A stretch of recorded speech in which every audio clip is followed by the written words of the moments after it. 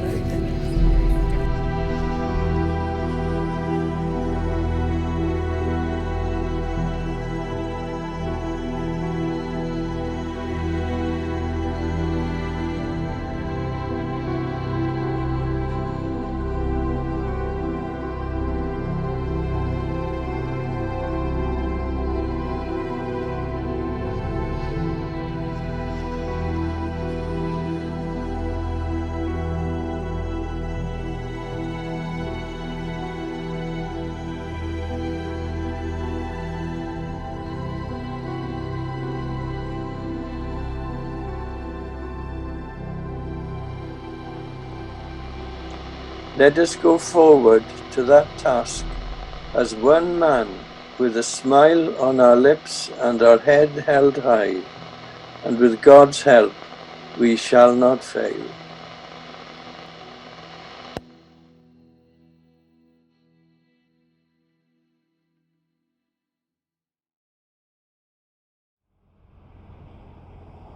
Great. Well, good afternoon, everyone, and welcome or welcome back to the second part of our prayer day together. Again, this is going at 1 o'clock, but whatever time you're able to pray is great. So whether you're picking this up live or joining us later, thank you so much for praying with us today.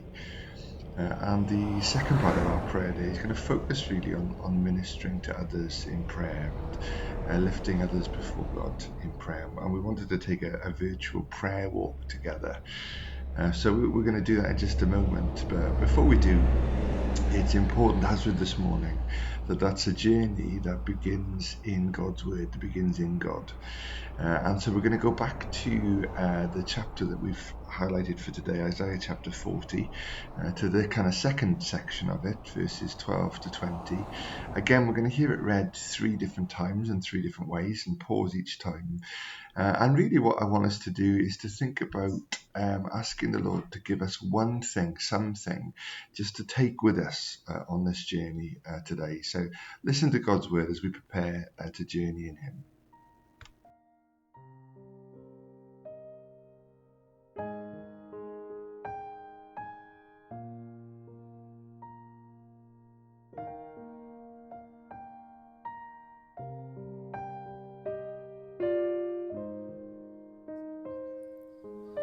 Who has measured the waters in the hollow of his hand, or with the breadth of his hand marked off the heavens? Who has held the dust of the earth in a basket, or weighed the mountains on the scales, and the hills in a balance? Who can fathom the Spirit of the Lord, or instruct the Lord as his counsellor? Whom did the Lord consult to enlighten him, and who taught him the right way? Who was it that taught him knowledge, or showed him the path of understanding? Surely the nations are like a drop in a bucket. They are regarded as dust on the scales. He weighs the islands as though they were fine dust. Lebanon is not sufficient for altar fires, nor its animals enough for burnt offerings. Before him, all the nations are as nothing. They are regarded by him as worthless and less than nothing. With whom, then, will you compare God?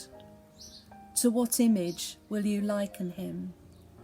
As for an idol, a metalworker casts it, and a goldsmith overlays it with gold, and fashions silver chains for it.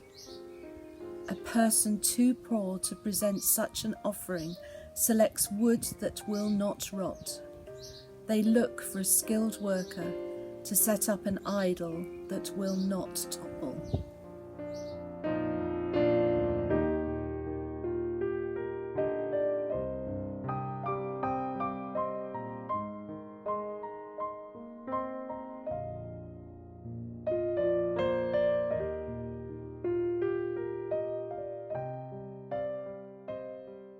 God is supreme, who has measured the oceans in the palm of his hand, who has used his hand to measure the sky, who has used a bowl to measure the dust of the earth, who has used the scales to weigh the mountains and the hills, who has known the mind of the Lord, who has been able to give the Lord advice. Whom did the Lord ask for help? Who taught him the right way? Who taught the Lord knowledge? Who showed him the right way of understanding? The nations are like a small drop in a bucket. They are no more than dust in his measuring scales. To him islands are no more than fine dust in scales. The trees in Lebanon are not enough for the altar fires, and the animals in Lebanon are not enough to burn for offerings. Compared to the Lord, all the nations are worth nothing. To him they are less than nothing. Can you compare God to anything? Can you compare him to an image of anything? An idol formed by a man. Another man covers it with gold, and he makes silver chains for it. A poor man cannot buy these expensive statues, so he finds a tree that will not rot, and finds a skilled workman to make it into an idol that will not fall over.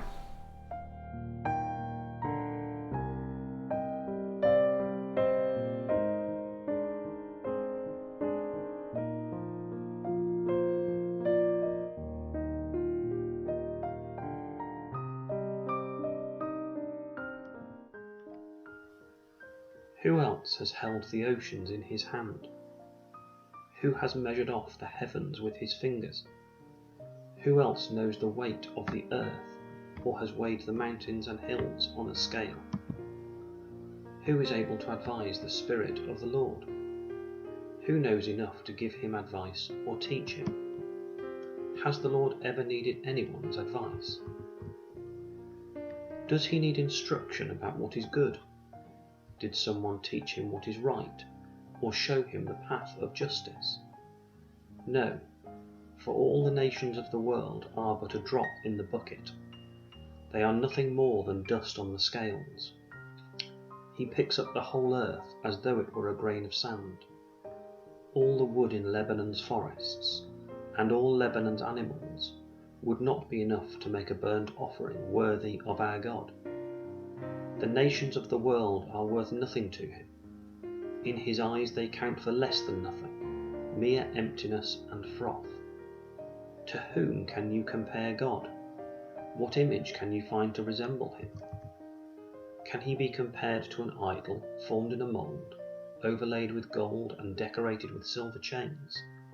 Or if people are too poor for that, they might at least choose wood that won't decay, and a skilled craftsman to carve an image that won't fall down.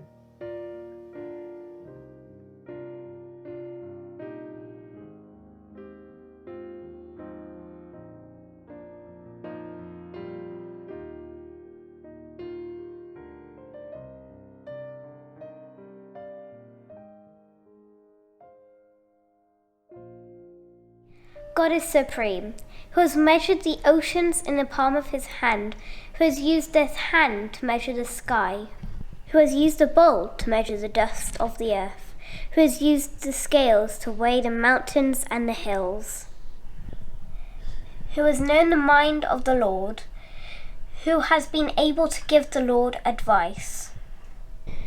Whom did the Lord ask for help? Who taught him the right way? Who taught the Lord knowledge? Who showed him the right way of understanding? The nations are like a small drop in a bucket. They are no more than dust in his measuring scales. To him islands are no more than fine dust in scales. The trees in Lebanon are not enough for the altar fires, and the animals in Lebanon are not enough to burn for offerings. Compared to the Lord, all the nations are worth nothing. To him they are less than nothing. Can you compare God to anything? Can you compare him to an image of anything? Okay. An idol formed by a man. Another man covers it with gold, and he makes silver chains for it. A poor man cannot buy these expensive statues, so he finds a tree that will not rot, and finds a skilled workman to make it into an idol that will not fall over.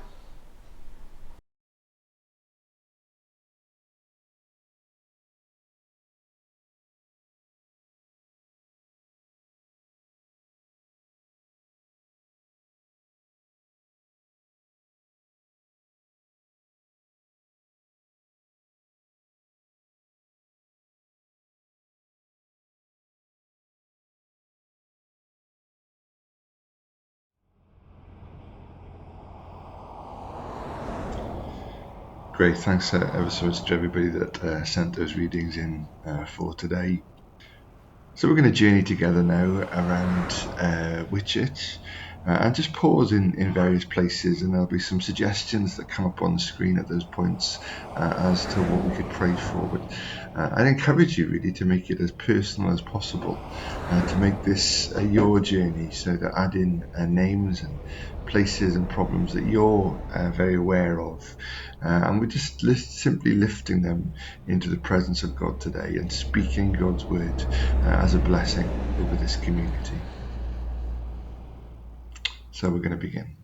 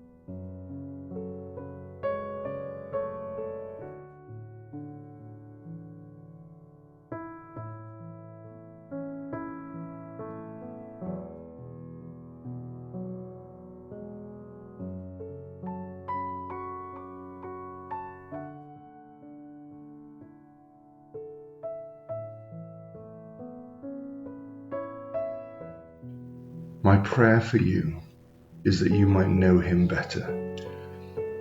Some of us do know him that we may not yet realize, but the beauty of his creative genius is right before our eyes, and the power of his patient invitation lies waiting in surprise. So I pray we'll know him better, and that his grace might touch our lives.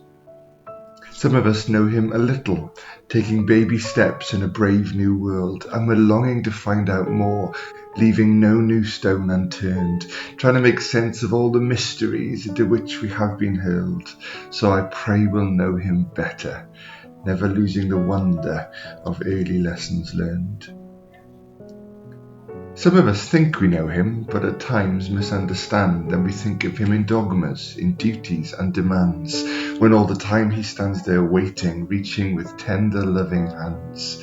And so I pray we'll know him better, strong only in the grace in which we stand. Some of us once knew him, but now he feels so far away, and it pains us to remember the height from which we've strayed.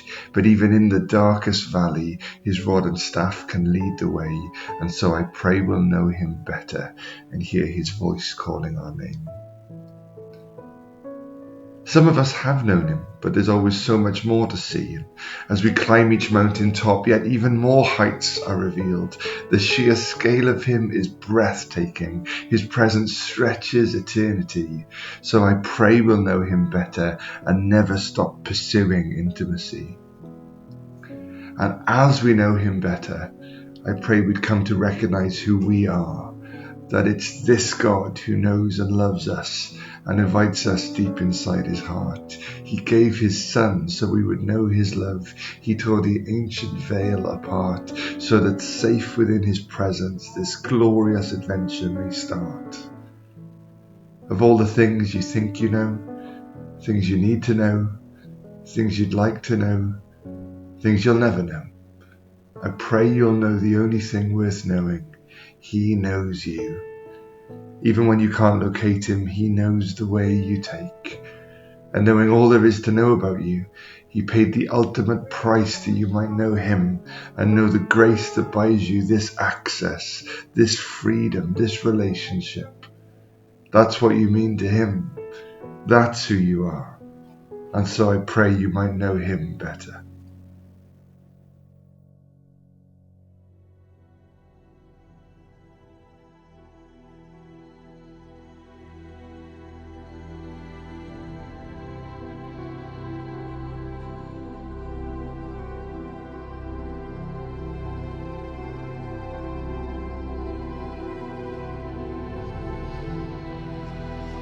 Let us go forward to that task as one man, with a smile on our lips and our head held high, and with God's help we shall not fail.